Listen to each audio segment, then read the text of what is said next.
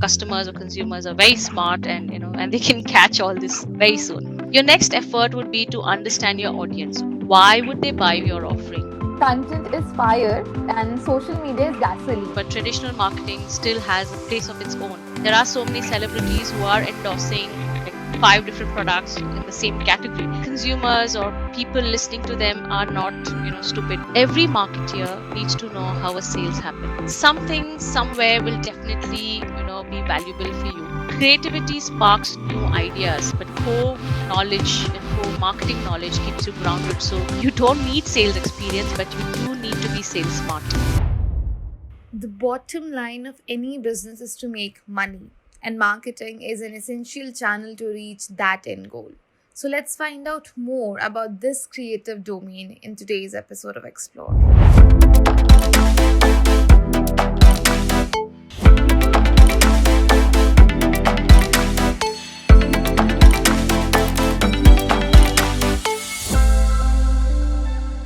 Today with us, we have someone who has helped some of the giants of their respective industries to effectively communicate with their audience by managing their marketing aspect, be it digital marketing, marketing strategy, branding, or demand generation. She has been associated with the likes of HP, GE Healthcare, Salesforce, and currently working with Microsoft as the head of marketing modern work. We are happy to host Archana Chopda at X-Plore, and we look forward to have a great session with you. Welcome, Archana. Thank you for having me here today. It's just indeed a pleasure to be talking about my career and marketing to all you fellow colleagues and young professionals. It's truly an honor. Thank you so much. Looking forward for a very insightful discussion on marketing and different aspects of career which will help our audience. So, starting with my first question, Archana, how do you feel the marketing domain has evolved over the years, or like from the early traditional ways to the modern ways? Marketing is a moving point. The landscape is always going to be changing, and the lines that we drew as traditional, digital, modern has blurred out quite a bit. In marketing there are no boundaries, and I think marketing is best when you can address it with the need of the organization with the most apt format, channel that works, and even the messaging and narrative which is very unique. It's involved in so many ways, but traditional marketing still has a place of its own. For example, when I was in one of my previous organizations, I did a direct mail campaign to reach out to a set of target audience that was completely disengaged. The ROI in the program was just fantastic, and the sales were like really happy that they could reach out to the customers for a fresh new conversation. An integrated marketing approach through a full funnel program, is the way ahead. Revenue marketing is a business imperative today, and the more you are aligned to the business objective, and the more likelihood of success. Right, exactly. I think when we talk about traditional mediums like TV, print, and radio, business had little control over the audience that reach out to, which has changed with the digital one. Like, there was not way, no sure way of measuring the ROI, but now I think with the digital space coming in, people can target marketing to some demographics which they want to and have measurable ways of measuring the return on investment and the money they're investing. And I think that's why we have seen the increase in online marketing, the Google ads, LinkedIn ads, Facebook ads, True. Instagram ads. Yeah, True, absolutely. But like I said, the traditional marketing still plays a very absolutely. important role, and it totally Mhm. depends upon what you set out to. If you are doing brand marketing, whether it's TV or if it is radio advertisement, it definitely works at a larger level to increase awareness, and you can measure this through a brand study, understanding what's your share of voice, what's the recall that your audience has. So it's a balance, and it's important to understand what works. Right, exactly. I think talking about the new ways of marketing, one thing which has come very recently, I think, is the influencer marketing. And business and marketers are now paving and giving importance and deciding a separate budget for influencer marketing. So what are your thoughts on this? I think it's a blue ocean, which means that it is so new.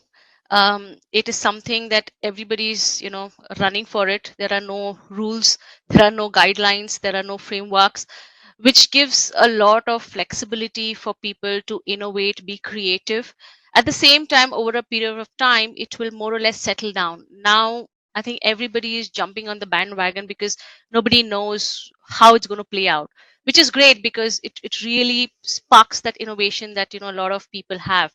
um, Absolutely, if you have a product that needs that kind of, you could say, micro celebrities to push it, it works, but you shouldn't overdo it, because there are so many celebrities who are endorsing like five different products in the same category, and consumers or people listening to them are not stupid. They do know that, right?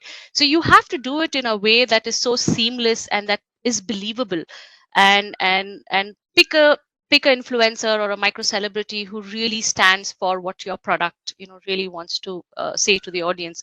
Don't do it just because you have to do it. Like I said, customers or consumers are very smart, and and they can catch all this very soon. Right, exactly. I think rightly said that you have to do it very seamlessly, and that's why, it's said that the best marketing doesn't feel like marketing. It has to be that natural. Yes. Yeah. So coming to the next question, Archana, there's a saying that many people firmly believe that for the marketing, having experience of sale is very important. What is your take on that? No, not at all. Many marketeers I know, and I've been in this industry for at least 18, 19 years. Most of them do not have sales experience. While I did do business development in my agency days, I don't think it was important for my growth. However, understanding the sales process in your industry is really, really important. Every marketeer needs to know how a sales happen. What are the buying cycles? How is a product evaluated? What are the customer pain points? And what is your competition pitching? Some of these things are not very obvious or apparent, and it's not available as well, but it will take a lot of effort from a marketeer to learn and understand this. For example, you could do through research and active listening from sales and field teams. Sometimes comprehending when you are in review meetings, what is sales talking. Or even reach out to your sales leaders and sales peers and ask them, how does sales work in your organization or in your department for a product. When you are devising your marketing strategy, you really need to wear a sales hat and get insights on the market opportunities, the gap that really needs the support from marketing. I believe creating and winning in a new market is a joint effort between sales and marketing. So in a way, you don't need sales experience, but you do need to be sales smart. Wow. I think that is really important. That understanding sales is very important because I think it gives first-hand experience in how different marketing programs impact the customers. Like, this is a valuable insight that may help you in the marketing job, right? If I'm not wrong. Absolutely. And believe me, a lot of your marketing programs, you would really zero down on something that works. You will start off with 10 ideas, but as you go through, different aspects of what does really work for my business, for my customer, you would finally funnel down to, three that could work, eventually. Right. So Archana, the follow-up question to that is that, what role does marketing play in preparing a business for sale? See, look, I believe marketeers are creative, inactive sellers. When we are selling products, we are providing in-depth information that engages the prospects over a long period of time, sometimes through a full customer life cycle. So, when prospects are interested and they eventually make a decision to buy, they know who they have to really go after, and they can come back for more. Um, but Right. as a marketer, we never meet a customer face to face to sell a product. So Right. we are sitting at the back end, getting all the insights from sales and the business, and we are really providing the right kind of content for them to consume and make the decision. So Yes, we do play a part, but it's more or less like an inactive selling that I would want to put it in. Right, inactive selling. That's very rightly put, Archana. Also, this is a question very apart from marketing, but I've heard people saying that everyone does sales in some form or the other. Like in every job, you're kind of doing sales, just that the customer audience is different. Do you agree with this statement? Yes, absolutely. I think, most people in an organization are working to sell a product in one way or the other, right? As marketeers, like I said, we play an inactive, role. As sellers, they're playing an active role.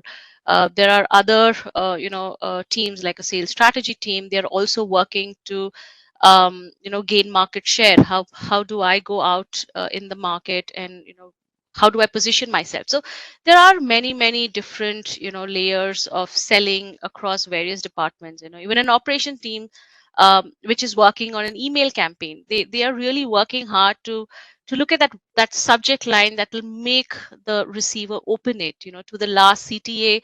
How do you make them take an action? And there's a long email in between that. So they're also selling. They're also trying very hard to ensure that a sale happens through whatever the person is reading. So yes, in an organization, many of us are selling in various ways and formats, but it is working and gearing towards the objective of the company we work for.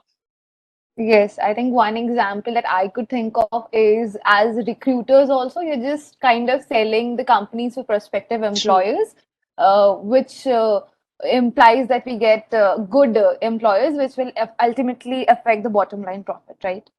Absolutely true. Yeah. So Archana, my next question is, what have been more important for you in your journey, core marketing knowledge or creativity? I would say both. Marketing has so many nuances, formats, visions. There are hundreds of ways of doing it. Core knowledge and basics keep you grounded, stops you from going wild, whereas Yeah, creativity will push boundaries and make you innovate and win in the market. So a combination of core marketing and the ability to be creative, being innovative, is an excellent way of beating a competition. And let me cite an example. When I was in HP many years back, I was in charge of a worldwide internal communication for a knowledge management portal called Market Vision. It was right, for internal employees to use research from Gartner, Forrester, McKinsey, and this was invested in for the employees so they could use this for development of strategies for for business and also for their own personal growth. um, right, the adoption for this portal, which the company heavily invested, was good, but it needs a steady pull marketing effort. You want people to come, consume this content on daily basis, learn, and look at this frameworks and models by these large research houses, and use them in your work, day to day work, basically. So right, one would ideally, in the role, do a basic communication to increase website traffic, or create a reward program to increase the usage. But I created a marketing strategy plan that put the power users of this research content into limelight. Basically, the ones who were using this research quite a bit succeeded in it, and then we asked them to, come in front, put them on the stage, and tell them to mentor others who can leverage this content for business or personal growth. This right. strategy also played out like really well on the network effect, because Mhm. one mentor to five mentees, and that further goes down to 25. Believe me, when I presented this to senior leadership, they were so thrilled. And this was way back in, I think, 2013. Of course, this never Right, saw the light of the day as the company was going through huge changes, but you get the gist. Uh, right, right. Creativity sparks new ideas, but core knowledge and core marketing knowledge keeps you grounded, so you can deliver, what you set out to achieve. Right. I think that's a very important for our listeners. Thank you so much for sharing that story. I think as we talk about creating, one question that I have in my mind is that is there a constant pressure of being creative as a marketer? Yes, absolutely. Being creative is a very, very important aspect of marketing. It is, I would say, an imperative. If you aren't creative, then you would be just, going out in the market and explaining things, but not really standing out. You need to break the clutter, right? And if you're not creative, somebody else is creative and they will take your market. So super critical for any marketer to be creative. And creativity is something that you get and you can learn, and it's something you identify very early on in your, in your life, of what you want to Right, do. right. Right, right. I think you told about creativity can be learned. Can you tell our audience how can this be achieved? Like in some or the other practice that help us to be more creative. So look, I'll give you the example that I was talking about, the direct mail. So, these were disengaged, audience. Basically, they went looking for, the product for the company that I was working for, or they Right, evaluated and they felt that the competition is better. So, we send them a direct mail, which is not just a card. We send them a pillow, and which said that, with this product, you will not have sleepless nights anymore. You basically going to sleep in peace, and here's a pillow right, from right. our side. So there is a business problem, there is a need for the product, and how do you communicate instead of just sending a simple letter or a card or a gift, which is not connected to the problem, that the product is going to, help them solve. What I did was creatively send a big pillow, and when you Right. get a big pillow, in your office or you're at home, you're quite stunned, like, why am I getting this? And it kind of compels you to read what it means. And when you read what it means, if it's written well, and believe me, content can be really really interesting when done well, it just strikes you. And then that's when, you've just captured that, that mind share, for a certain period of time. And then how do you leverage that mind share to, move to the next step, which is having the right conversations or pulling them in with more content, which is again related to what you, put out in the whole direct mail. And again, it's like a journey that you take them through, so that they start, evaluating you as, as a company or a product. Wow, I think the pillow example is such a great way of showing your message to the audience in a not direct way, but such an implicit way. Uh, Sure. And I think the product, you should not tell the advantages of your product in a direct way. You should tell the impact of your product that the audience will have. So the advantage that the customer will have after getting your product. In that, Absolutely what, right. yeah, You're what right. difference, yeah, what difference that will make in their life after getting the product. Exactly. Yeah. So coming to next question, Archana. So you have experienced working in a variety of sub-domains such as brand strategy, content marketing, digital marketing, to even advertisement and much more. So what was your favorite area to work and why? I would say demand generation. I know you've not mentioned it there, but I Yeah. simply like the thrill of Oh, seeing your wow. efforts impacting real business outcomes. Right, right. When I am creating a campaign and a program that exceeds the performance, the happiness is multifold. And another Right, right. thing to, note, Lubna, is that, demand generation actually is a combination of all the things that you just spoke. For example, brand strategy and advertising when you need to create mind share, or digital marketing, for reach and sustainability, and content marketing for context and engagement. All this together play out a full funnel strategy, and that's what is demand generation. So Wow. um, when all this is combined with data analytics and a pinch of instincts, you have a full-fledged demand gen plan that creates value for all stakeholders, internal and external. Yeah, I think the new people who are very new to marketing, they have some idea and some buzzwords about marketing, like digital marketing, content marketing. But I think you have given a very holistic picture of what demand generation is and how it is incorporating all the subdomains. So thank you for that. Yeah. Uh, so coming to my next question, Anjana. So when it comes to marketing, everybody, recommends the evergreen book of marketing management of Philip Kotler. What other books you found useful that if you can share it with our audience? And Are books really that important when it comes to bringing results to an organization? Look, I'm not the best person to answer this, but I'm going to try. Yeah. All of us have read Kotler books and Yeah. Gilby on advertising and read Seth Godin blogs. Some of us continue to gain knowledge through books, but for me, it's the latest real life examples of world class marketing that excites me. I previously Right. spoke about my time in HP, where I got access to Forrester, Gartner, Nelson, and many world class research and consulting content. I spend a lot of time reading these case studies and marketing frameworks and models, and these are very apt for today's world that we live in. For Right. example, how a cosmetic company in China innovatively used WeChat, and this was when WeChat was launched in 2011. They reached out to a larger base and increased their sales multifold. This type of research content, which is top notch consulting content created by these research firm, is the latest, and in consultation with global leaders. So what you read is the best of best, tried and tested, and with recommended models that you can experiment and adopt in your organization. So for Right. Right. me, I really value this content quite a bit, and it really excites me. Right. So Archana, one follow-up question I have for this is like, how difficult is practically implementing the things which we read in books and case studies? So, sometimes, you read something, you don't implement it for like 10 years, Right. but you will implement it in the 11th year, because that's the stage and that's the time that you would feel that it really makes sense now.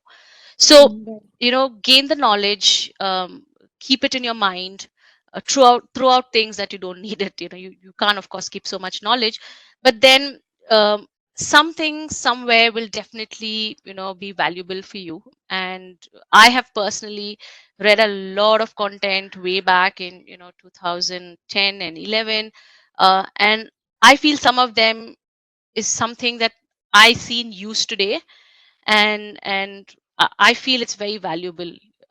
So it's never going to be a time where you feel that this content does not work for me, or this case study is outdated, or this particular model or a framework is too way ahead. I can't implement it. It's important to understand that the content or research that some of these firms provide is way ahead of its time. So learn, keep it, and use it whenever you think the time is right, and the moment is apt. Right. Exactly, and I also think that people think that they have forgotten what they have read, but it stays in their subconscious mind, and it Yes. will strike when it is required. Like the idea is required, it you will get Yes. something. Yeah, yeah. Yeah, human beings are like that, right? I Right, mean, right, we right. we we don't remember when when the need is not there, but we will remember it when we eventually come to that situation. So you're very right. The subconscious mind will tell you that, hey, you read something like this some time back, so maybe this is the time to look at it and try to experiment and adopt. Right. Archana, one question I think which is very relevant in the current scenario, especially in the marketing one. It says that content is fire and social media is gasoline. It's like a phrase. So, it talks about that social media is so relevant today. So, what are your thoughts of using social media as a marketing channel?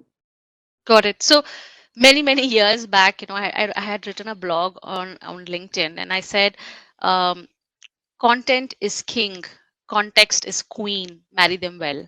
Which means Right. that you can have the content and you can have a lots of different channels, not just social media, but like influencer marketing. But if you don't do it right, then it's just going to fall flat on the face, right? So um, it is true, when you have good content, social media will amplify it, it will make it viral, but you don't want to be viral for the wrong reason, and you don't want to be reaching the wrong audience, because it's just going to increase your sales process. People are going to get inquiries from people you don't really want. So the best thing to do is to really understand who the content is for, what are you trying to say, and the person who's receiving the content will value it. So you have to marry this really well. Does not matter the channel. Today it's social media, tomorrow it's influencer marketing, and there's metaverse and god knows what. in the next 10 Right. years, right? So Right. channels are just going to be changing, but the basics of marketing remains the same. Right, exactly. Thank you for this example. I think it will keep our audience, stick to the base, like stick to the base of the marketing. The rest is And very be creative. creative for sure. So I think coming to the last question of my domain-based question, how do you see the future of marketing, let's say in the next 1 or 2 decades?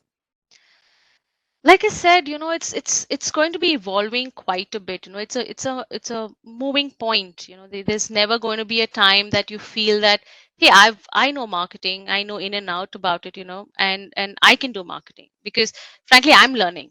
I'm learning Right. every day, and I'm learning, in different ways, what does work for business, what does not work for business. And marketing is always going to be something that y- you just don't know. It's just going to come up like nobody knew metaverse is going to come, right, when it Right, was right. announced, right? And we Yeah. have large retail organizations trying to see how can they make best use of it. How can I engage my audience on metaverse? So I think it's the openness, that marketeers or anybody who wants to be in marketing need to have. Like, I will always be doing something new, and I'm not afraid. I'm going to work through it, and whatever comes my way, I'm going to ensure that I have my core basic knowledge, on the side, ready to fire, and my creativity to tie it all in and to stand out in the crowd. So if you ask me what 10 years down the line, frankly nobody knows. I think, Mm, the right. creators of metaverse 10 years back didn't know that, that they would have something. Of course they had some ideas of what it will be like, but how it evolves and pans out eventually is very tough. So be ready, be open, and you know take risks, be happy to take risk. And when you go through your rigors of making sure that all the checks and balances are done, you will come out successful. Right. Rightly said, Archana. And I think you mentioned about creativity a while back. So I think everything is going to change. You just have to be creative in what is the current trend, right? Yep, Yeah. you're right. Yeah. So coming to the career-based section of our podcast here, the questions will be helpful for the students who are very new in their career and want guidance. So my first question in that aspect is that how do you think that if you have started your career today, would be definitely on your resume? Like what is the thing you want to be in your resume if you start your career today? Agency experience. My first job was at a creative studio, and I did this immediately after my graduation. Mm. Overall, I only spent about 2.5 years in agencies, and again, not very big agencies, small studios, small, small houses. But I learned, design principles, which included print and web, creative writing across various formats, understood customer briefs, made sense of it all for a final production or a client delivery. I worked on Right. multiple accounts. Was it IT, retail, insurance, manufacturing? I also spent days scouting for one vendor who could just deliver that one particular type of innovation, and then project Right. managing it all. This experience taught me adaptability, agility, and overall being, having that humility of making sure that it pans out right for your customer. And when you are meeting so many different people, it's very overwhelming to work with so many people rather than just one person, sitting in a desk job and doing what you have to do. So um, the agency experience really opened my eyes to my passion called marketing. So I don't know, what is the right advice to tell people that if you're starting your career, you have to be in an agency. No, for me, it worked. I don't know if it'll work for you, but for anybody who has a slight inclination of creativity, customer relationship, love to talk with different kinds of people, excellent at project management, then agency experience is great, and I would never change that. Even if you asked me to start today, I would still go back to my agency days and go through the entire rigor and process, because I learned a lot from there. Wow. So audience, I think if you are creative, then agency experience should be on your list. So thank you, Arjuna, for that. Coming to my next question. So I think when a job comes to your desk and you have to deliver a message on the behalf of the company as a marketer, either through advertisement or through promotions, how do you begin with the ideation of with that? This is going to be a long answer, but um, Yeah. let's look at it from the start. It's really important, first to get the sense of what your business objective is. Is it to Right. increase awareness of a new product, or create demand to increase the market share, or simply just continue engagement in an already successful market? Your next effort would be to understand your audience. Why would they buy your offering? What is the gap that your product can address? Something, sometimes the end user may not even be aware that they need a solution. They would Right. continue Right. working with the old ways of working or their products, and they don't really see a need. Um, Also, in a very big way, you need to know your competition. Competitive intelligence is super critical. If you are in a market that has large and small players, you need a strategy to address both these landscapes. And when you have all these basics ready, you have your learning and research, and now you can start thinking of innovative ways to reach the audience in the most cost effective and efficient way. Like we spoke earlier, breaking the clutter in digital world is really Right. difficult. So look at a marketing strategy that you have, that have your core basics right, the marketing basics in place, but also allow you to do innovative things. And in the end, I would conclude with this just one thought, something that I subconsciously do, and it's more or less become my habit, and I call it what's in it for me. When you start creating content or ad, or a simple narrative or a message that you want to put it out, put yourself in the shoes of the customer or the person who's receiving it, and ask the question, what's in it for me? Why should I buy your product or solution? Keep asking this again and again till you are out of answers. This will bring a lot of clarity in the way you go to market. It's more or less like peeling the onion one layer at a time till you get to the core or heart of your product, or the offering that you have. Wow, I think that's so rightly put, and thank you so much for the detailed explanation. I think the people who are very new to marketing would have an approach of how to proceed, with the idea of making a marketing strategy. Uh, so, Archana, my next question is that you did a major in marketing. So, how did you figure out that you wanted to take that specialization? Like, people, especially when they do not have work experience, are generally confused which major to take. So, what should be their approach to understand, like which specialization to opt in? Sure.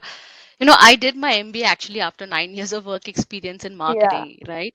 But Oh, yeah. for the for the first moment when I did an internship project in college, I knew this is my field. I loved what I did every day, and it just got me excited the more I was in it.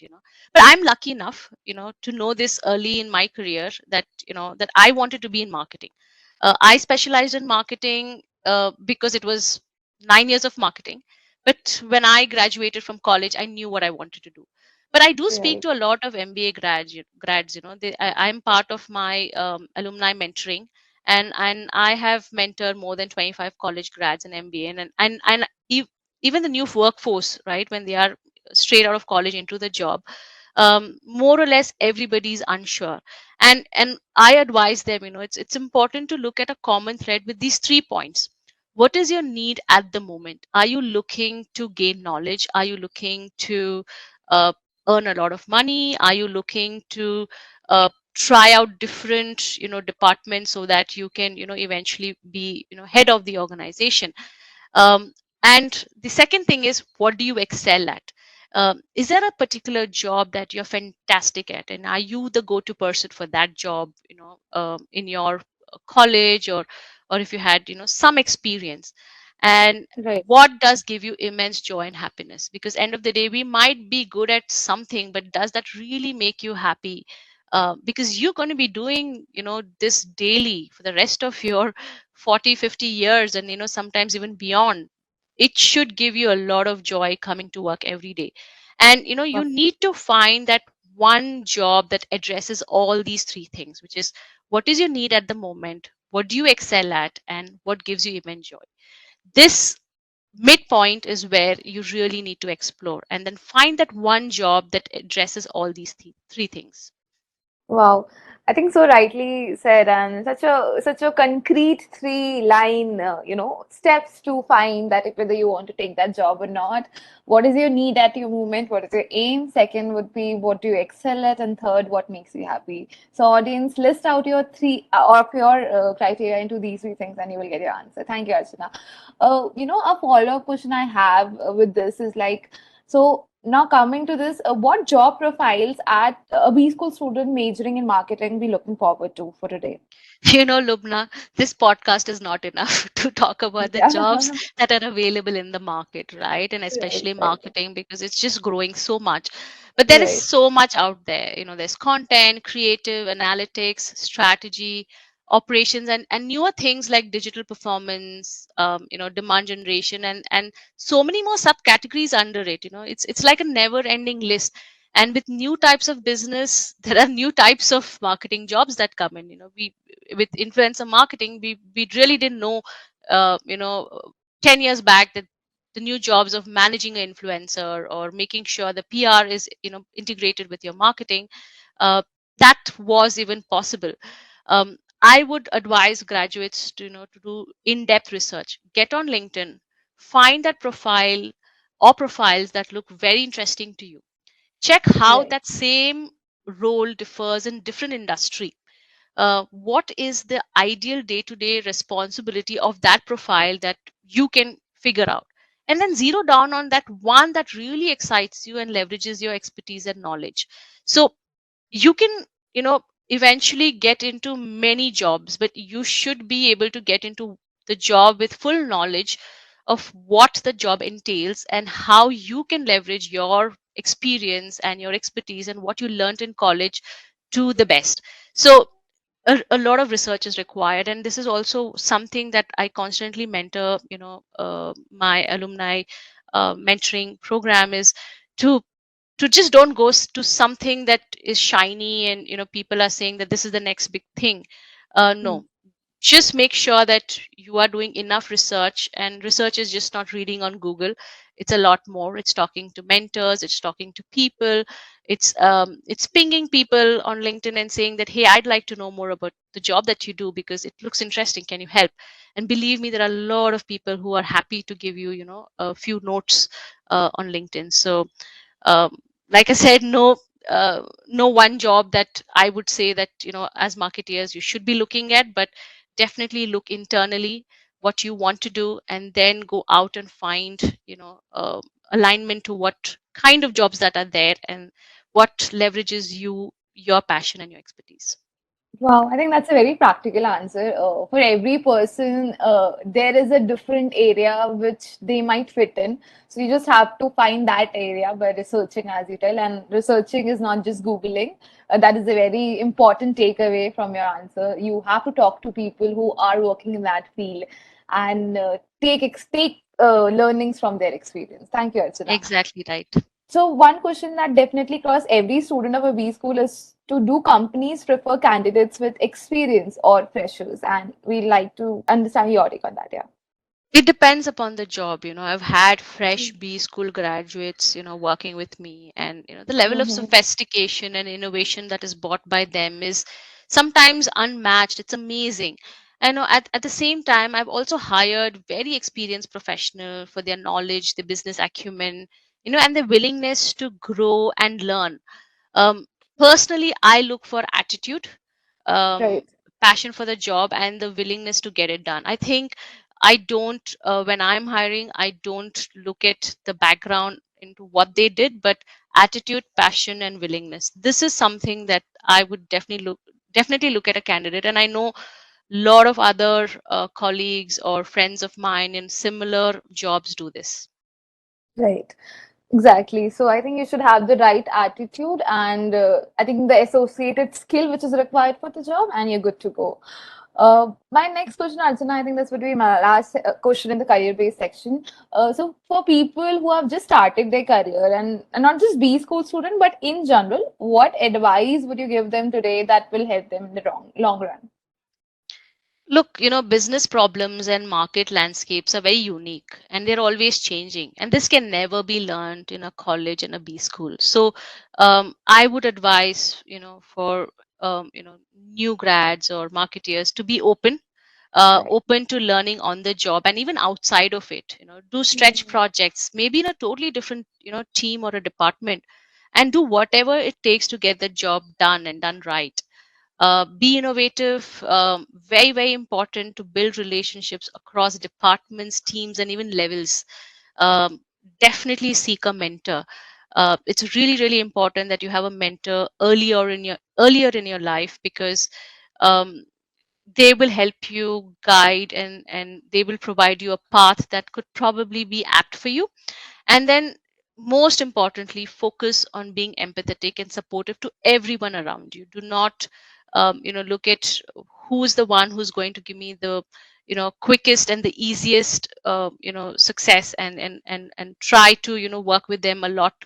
Versus there are a lot of other support functions who would be there just to help you. You need to ensure that you're empathetic to everybody, and this will really shine out in many years to come. Right. I think in a landscape of marketing, which is, considered to be a very marketing and sales, which is considered to be very competitive space, I think being empathetic is a very new insight, and people should definitely remember that. Not just marketing, I think it works for every domain you're working on. Being empathetic, emotional intelligence, emotional quotient, that is the future, and you have to bring it to Yeah. your skill set. Yeah. So thank you, Arjuna. I think my this brings me to the last one segment, which is the rapid fire round. So I will be giving you a few terms, and you have to answer in one word whatever you feel about that topic. So are we ready? I'm going to take the liberty to add a few more words, maybe a phrase, because it's not Sure, sometimes sure. easy to just say For sure, one for word. So go sure, ahead. sure. Please, yeah. Marketing. I love it. Yeah. Sales. Friend, MBA. changed my life. Branding. Creative, Advertisement. fun, Digital. performance, Content. impactful. Influencer marketing. Hmm. Blue ocean, Oh, wow. Strategic marketing. path to growth. Women in sales. Big salute. Women in marketing. Very agile. Wow, thank you so much. That was a really fun rapid fire round, Archana. Any final thoughts for our listeners? Look, marketing is a fun and result driven job. If you are creative, driven by numbers, and have great project management skills, then go for it. and Right. and if it's a field that you really want to explore, and anything can be achieved with passion, dedication, and hard work. So it's a fun place, and you love it. um I think this entire podcast, series or session was really interesting for me as well, because I did go back to a lot of things that, subconsciously you take for granted. So it was Right. fun, just introspecting what I thought about marketing and what my values were and how I grew as a marketeer right from, day one on the job to where I am today. So thank you, for inviting me. Thank you. It was great knowing about your journey. This brings us to the end of yet another thought provoking episode of Explore. Archana, we hope you enjoyed interacting with us and sharing your experience. I, on the behalf of our team and our listeners, would like to thank you for taking out time for this and for the words of wisdom, which I'm sure someone is going to be. It's going to be a game changer for someone and for our listeners in their corporate journey. So, thank you so much. Thank you so much for inviting me. It was fun, Lubna, talking to you, and all the best to you, your team, and the listeners. Happy to connect with anybody who wants to know more. I am on LinkedIn, so please drop a note, ping me. I'm there to help and Sure. support. Thank you so Yeah. much. Hey folks, thanks again for listening to us. We hope you found the much awaited marketing session of some value. Stay tuned for our next session as we will be hosting and yet another eminent personality from the industry who will continue this thought provoking journey through X-Plore. Till then, don't forget to subscribe to X-Plore on Spotify, YouTube, and Google Podcast. Want more from X-Plore? Check out the link in the description for our Instagram and LinkedIn handles. Happy learning.